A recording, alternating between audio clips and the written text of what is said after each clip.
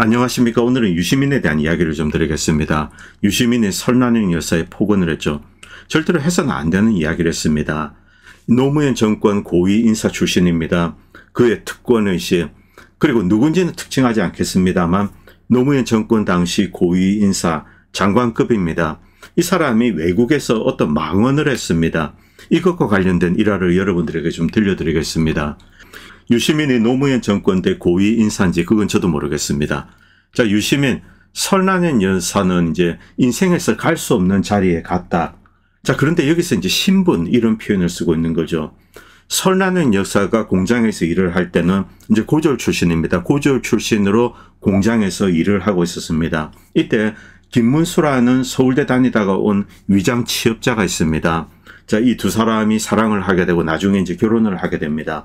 유시민은 이것을 신분의 격차를 넘어선 이제 결혼이다. 이렇게 이제 이야기를 하는 거죠.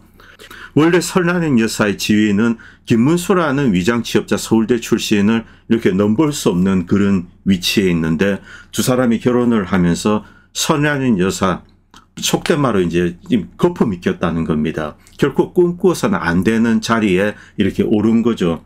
그리고 이제 다리가 공중에 붕 떴다 이런 표현을 썼습니다. 그의 구체적인 발언, 설난영 씨는 세진전자라는 회사 노동조합 위원장이었습니다.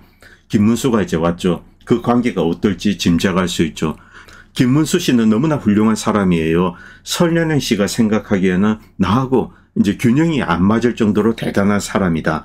원래부터 그런 남자의 혼인을 통해서 내가 설난영이라는 사람이 좀 더 고양이 되었다. 남자를 통해서 여성이 고양이 되었다. 이렇게 느낄 수 있다. 이런 조건에 남편이 이제 감옥을 들락날락 하면서 이제 결국 국회의원 사모님도 되고 또 이제 더욱더 남편을 우러러보게 되는 거죠. 그리고 경기도지사 사모님 이런 이야기까지 듣게 된 거죠. 이제 공중이 붕 뜨기 시작한 겁니다. 드디어 대통령 후보까지 되었다. 원래 본인이 감당할 수 없는 자리에 온 거다. 이 사람의 능력으로는 여기에 와서는 안 되는데 자, 김문수를 통해서 이까지 온 거다. 자, 대통령 후보 배우자라는 자리, 설난영 씨는 그것을 감당할 능력이 없다. 원래 자격이 없다. 이런 식의 이야기를 하는 거죠. 그래서 제정신이 아니다. 이렇게 이야기를 합니다. 발이 공중에 붕 떠 있다는 거죠. 유시민 이 인간은 철저한 특권의식의 소유자라는 것, 이것을 이 말에서 인식할 수 있습니다. 이자에게 학생운동 이력은 특권의식일 뿐입니다. 유시민은 단 한순간도 서민이나 노동자 편에 선 적이 없습니다. 운동권 귀족의 일원이 되기 위해서 몸부림쳤을 뿐 정작 서민들을 벌레 대하듯 멀리했던 인물이 바로 유시민입니다. 서민을 팔면서 귀족을 꿈꿨고 여전히 자신을 이데올로기 귀족으로 아이덴티파이하고 있습니다. 그런데 이것이 유시민에게만 적용될까요? 유시민 주변의 많은 사람들에게도 이것은 그대로 적용됩니다. 여기서 북미 어떤 도시에서 있었던 일화에 대해서 좀 말씀드리겠습니다. 자, 이 미국 가면 아름다운 도시들이 많죠. 이 도시는 자연 경관이 뛰어나기로 굉장히 유명한 도시입니다. 이런 도시들 뭐 미국에 많이 있습니다. 그리고 X라는 노무현 정권의 유력 인사가 이 도시를 방문하게 됩니다. X는 노무현 정권에서 장관을 지냈습니다. 뭐 그러다 구설수에 올라서 노무현 대통령에게 부담을 주지 않기 위해서 사임하고 야인으로 돌아왔습니다. 당시 노무현 정권의 지지율은 추락해서 바닥을 찾기 힘든 상황이죠. 집권이 이제 후반기는 상당히 힘들었습니다. 그렇기 때문에 어떤 면에서는 탈출이라고도 이제 부를 수 있습니다. 평통 행사 때문인지 기억은 안 납니다만 그는 미국에 와서 여행도 할 겸 몇몇 도시를 이렇게 돌아다녔습니다. 유력 정치인이라 뭐 대사관이나 영사관에서 그에게 특별히 일정을 만들어서 도시 관광도 이제 이렇게 즐길 수 있도록 배려를 하는 거죠. 뭐 영사관 비용으로 여행사를 불러서 뭐 식사도 대접하면서 이렇게 관광을 하게 하고 뭐 저녁에는 이제 영사가 따로 대접을 하겠죠. 유력 정치인에 대한 이런 접대는 뭐 당시에도 관례였고 뭐 지금도 이 관례는 유지되는 것으로 그렇게 알고 있습니다. 특별히 비판하고 싶지는 않습니다. 그런데 자연 경관이 이제 아름답기로 소문난 북미의 어느 도시를 방문을 했는데 영사관에서는 이름 있는 한인 여행사에 부탁해서 베테랑 가이드를 하루 붙여서 도시 관광을 즐길 수 있도록 이렇게 배려를 했습니다.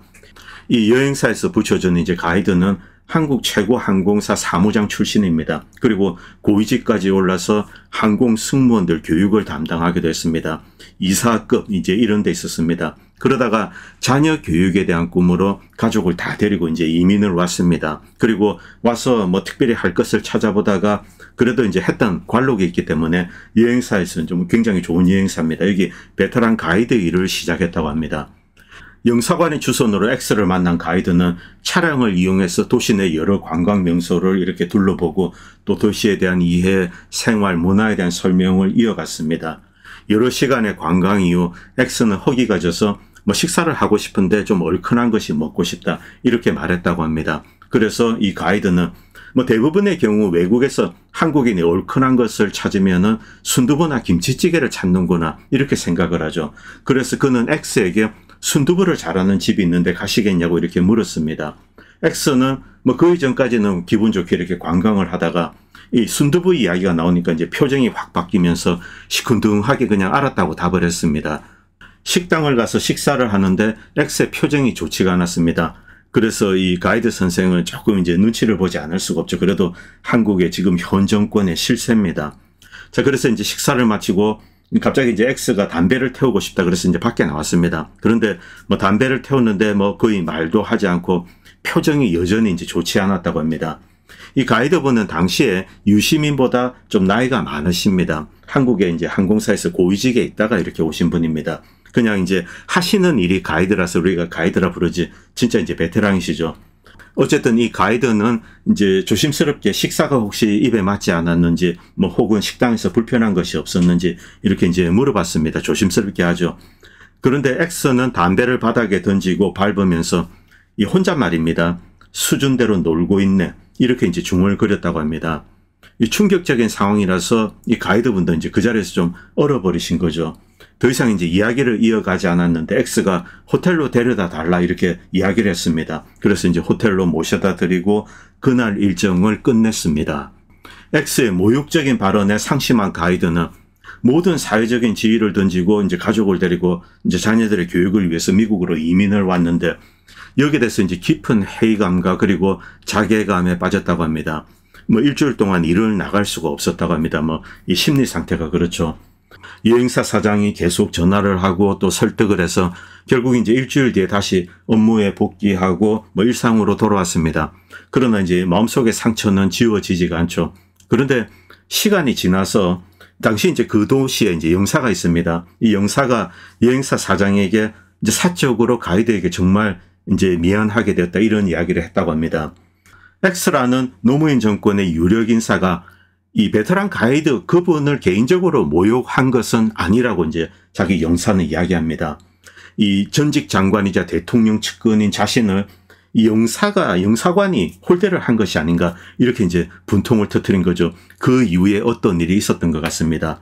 그런데 이런 일은 북미 영사관 대부분이 겪는 고충이라고 합니다. 그리고 영사는 이제 여행사 사장에게 이렇게 사적으로 하소연을 하는 거죠. 이렇게 하면 이렇게 욕을 하고 저렇게 하면 또 저렇게 욕을 합니다. 한국의 유력 정치인들이 오면은 며칠씩 잠을 잘 수 없을 정도로 고통스럽다고 뭐 신물이 넘어온다, 위가 쓰리다 이런 이야기도 하는 거죠.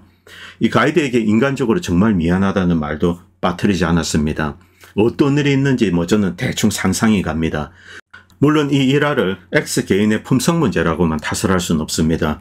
대접을 기대하고 영사관을 순방하는 정치인, 관료 이들 전반의 문제라고 판단이 됩니다. 그러나 그렇다고 해도 해서는 되는 말이 있고 안 되는 말이 있죠. X는 절대로 해서는 안 되는 말을 한 겁니다. 그리고 가이드분은 한국인이지만 외국에서 살고 있는 교포죠. 이 X라는 사람이 한국의 뭐 전직 장관이 와가지고 그 사람을 개인적으로 모욕할 수 있는 그럴 자격을 갖고 있지는 않습니다.